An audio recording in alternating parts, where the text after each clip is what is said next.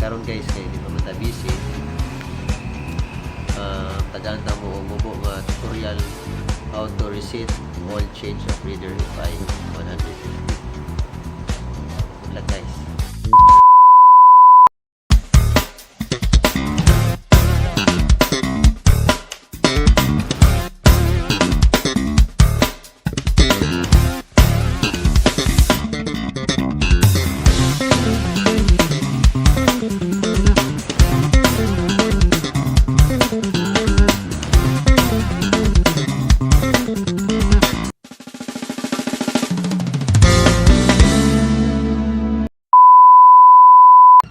Long press sell button and switch on.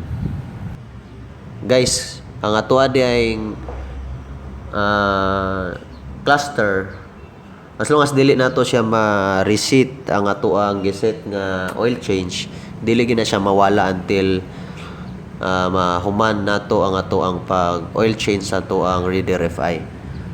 So all we need to do guys is to reset and set the kilometers nga ato ang gusto kung kano sa ta mag-change oil. That's all for today guys. I hope nga namoy nakatunan sa ato ang mubo nga tutorial karon.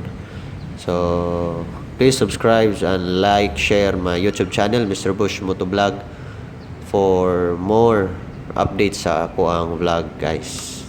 Thank you.